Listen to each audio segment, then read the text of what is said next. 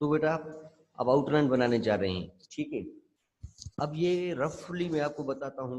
मैंने ये सोचा है कि भाई सबसे पहले जाहिर बात है एग्जिस्टिंग सिचुएशन जो पाकिस्तानी ड्रामों की है वो हम देंगे, ठीक है।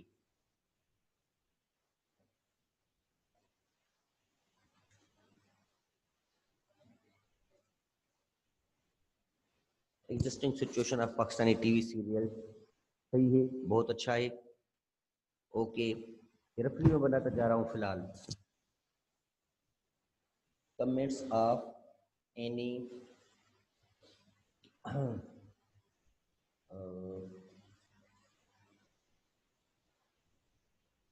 डायरेक्टर, एक्टर, राइटर, ठीक है, ये कमेंट्स दूंगा। यानी ये रफली आइडिया मैं बना रहा हूँ। एग्जिस्टिंग सिचुएशन क्या है। अब मेरे जहन में ये ख्याल आया कि यार एग्जिस्टिंग सिचुएशन में कोई एक पैराग्राफ में तो पूरी नहीं कर पाऊंगा, इस पर थोड़ा दो तीन से लिखने होंगे। तो फिर मैं एग्जिस्टिंग सिचुएशन को इस तरह कर दूंगा। ए यहाँ पर आ जाएगा, इसका ए पॉइंट आ जाएगा।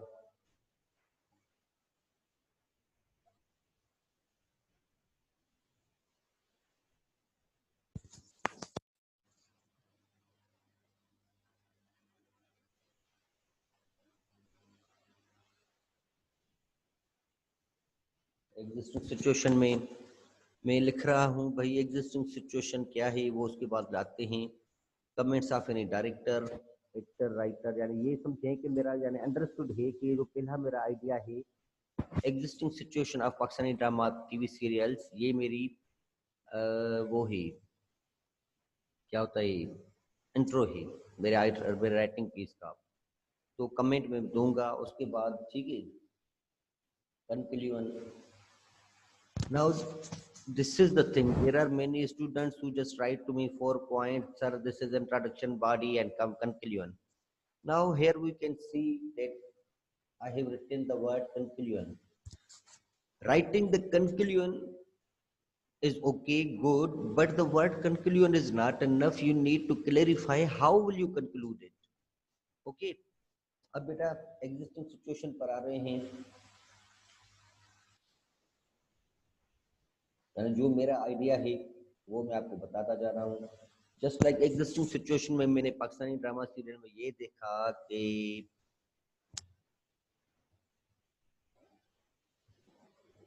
वीक स्क्रिप्टें, स्टोरी चाहे जितनी भी अच्छी हो, no matter how idea is good but the script is week,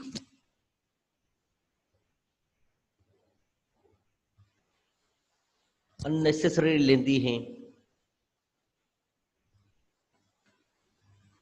और इसके अलावा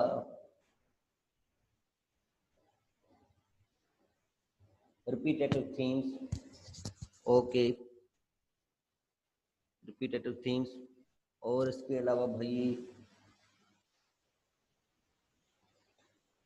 ग्लैमराइजेशन, ओके, ये हमारा समझें कि ये मैंने अपना एक जो पहला पैराग्राफ था उसमें मेरा आइडिया है existing situation of Pakistani TV serial. और एग्जिस्टिंग सिचुएशन में क्या है, स्क्रिप्ट वीक है, ड्रामा खामखा बढ़ता रहता है फजूल में। जिस तरह अब नंद ड्रामा अगर आप में से कोई देखता होगा तो वो उसको पता होगा क्या चल रहा है। रिपीटेटिव थीम्स, ठीक है, glamorisation, okay. Now these are my sub points,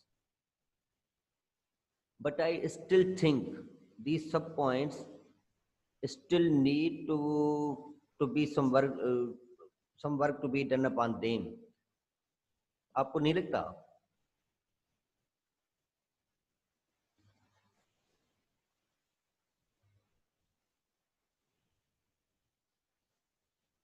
मेरा दरअसल ये इंट्रो काफी नहीं है, उस वजह से कि when you look at the things. अब मैंने तो लिख दिया weak script, unnecessary length, repetitive themes, glamorisation, okay. पर आपको समझ में आ रहा है कि ये है क्या, रिपीटेटिव थीम्स से क्या मुराद है? What do I mean by repetitive themes? आपको समझ में नहीं आ रहा होगा कि मैं यानी मैं क्या कहना चाहता हूँ। सिद्दीक, रिपीटेटिव थीम्स तो सिद्दीक साहब ने लिख दिया है, लेकिन सिद्दीक साहब कहना क्या चाहते हैं वो तो आपको समझ में नहीं आ रहा होगा। और उसके अलावा यहाँ आप देखें कि वीक स्क्रिप्ट एंड अननेसेसरी लेंदी, ये दोनों चीजें एक ही हैं। मैंने ये जानबूझकर लिख दी है दोनों चीजें, ताकि मैंने कहा कि कोई मेरी चोरी पकड़ेगा, लेकिन ये दोनों चीजें एक ही हैं। और आपने देखना चाहिए कि ये चीज वीक स्क्रिप्ट, ज़ाहिरी बात है, ड्रामा ख्वामखा बढ़ाया जा रहा है। इसका यही मतलब है कि स्क्रिप्ट उसका बस वीक है, स्क्रिप्ट को बस घसीटते जा रहे हैं, उसी वजह से स्क्रिप्ट को हम खत्म कर देंगे। अब ये 3 चीजें हमने लिखी है, अननेसेसरी लेंदी और रिपीटेटिव थीम्स। अब रिपीटेटिव थीम्स से मेरी क्या मुराद है, this is also another question. इसका मतलब है कि यू कैन फाइंड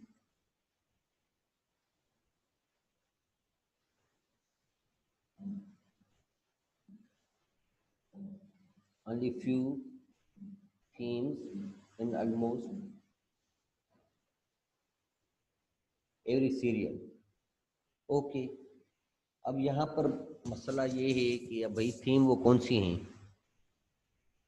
ठीक है, इसको थोड़ा और तोड़ते हैं और आगे लेकर जाते हैं। और वो थीम है भाई, आजकल जो पाकिस्तानी ड्रामों की हालत है, this is my own idea, you may disagree with me. Romance, divorce, second marriage, हलाला,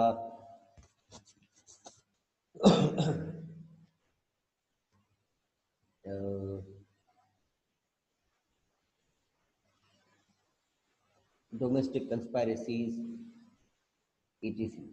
अब ये मेरा ख्याल है कि पाकिस्तान का कोई भी ड्रामा जब मैं देखें तो आपको वहां पर इश्क मोहब्बत, शादी, दूसरी शादी, तलाक, हलाला, उसके बाद डोमेस्टिक घरेलू साजिशें, बस यही मिलती हैं तकरीबन हर ड्रामे में, और कुछ भी नहीं मिलता, चाहे वो कोई भी हो।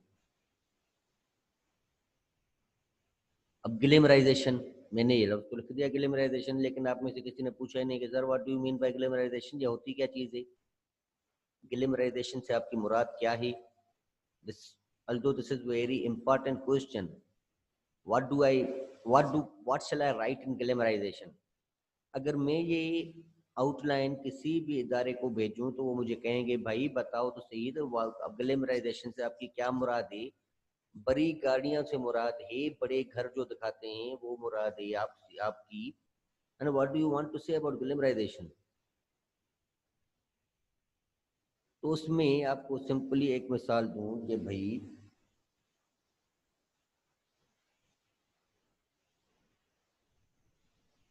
unnecessary makeup, jewelry,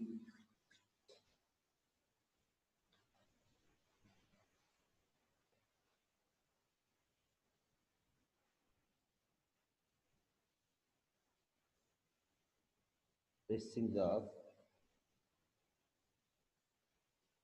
एक्ट्रेसेस, मैंने ये मैं लगा दिया। ठीक है, फिलहाल ये अब इस वजह से मुझे ख्याल आया कि पाकिस्तान के जो भी ड्रामे आप देखें उसमें ठीक है, अमीर लड़कियां तो वाकई बंधन कर रहती हैं, लेकिन गरीब लड़की कोई दिखाते हैं जो कि किसी हल्के से मुतवसत तबके से ताल्लुक रखती है, एक कच्चे पक्के घर में रहती है, वो भी जब अपने ड्रेस अपने किचन में खड़ी हुई है तो वहां पर उसको बाल खुले हुए हैं, फुल मेकअप किया हुआ है, ज्वेलरी पहनी हुई है। यार ऐसा कहाँ होता है, this is not real case. So now this is my intro, and here you can say unnecessary lengthy, यानी इसका यही मतलब है कि वीक स्क्रिप्ट इनका,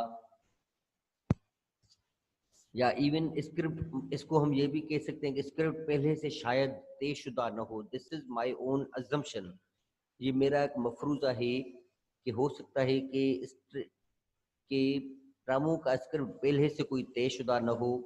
राइटर को कह देते हैं डायरेक्टर के भाई आप लिख लें 15-20 किस्तें, 10-15 किस्तें लिख लें, उसके बाद हमें पता चलेगा कि कौन से किरदार को लोग पसंद कर रहे हैं, तो उस किरदार को ऊपर हम ज्यादा फोकस करेंगे। May be this is so, I am not sure. तो ये बेटा मेरा इंट्रोडक्शन हो गया। अननेसेसरी लेंथी ड्रामे हैं, वीक स्क्रिप्ट है, और इस और खामखा, यानी let's say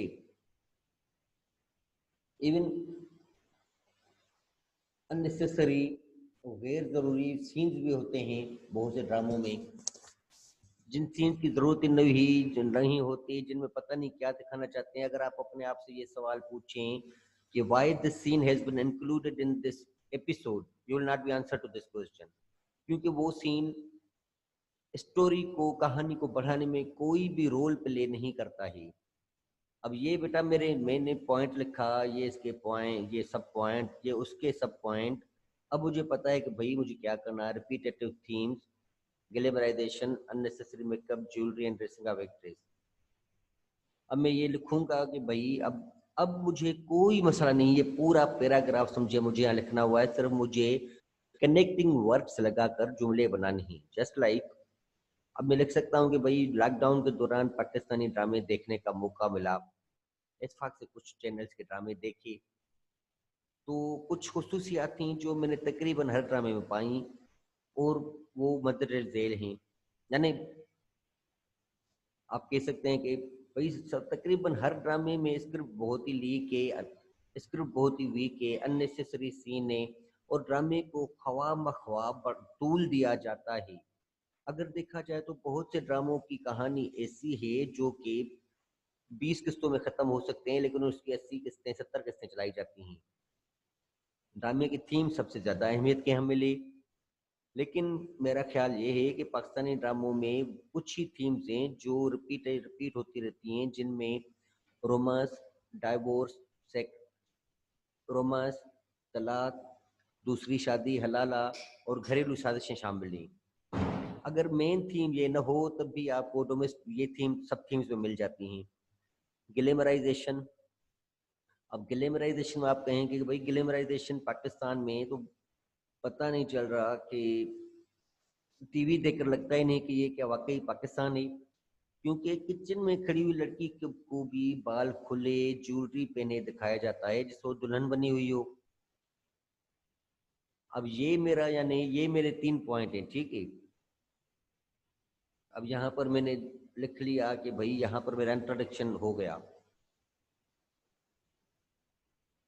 so this is the way to write an introduction. अभी ये कच्चा है इंट्रोडक्शन, यानी समझें कि ये तो मैंने अभी आपके सामने बैठे लिख दिया, वरना इस पर और भी मुझे काम करना है।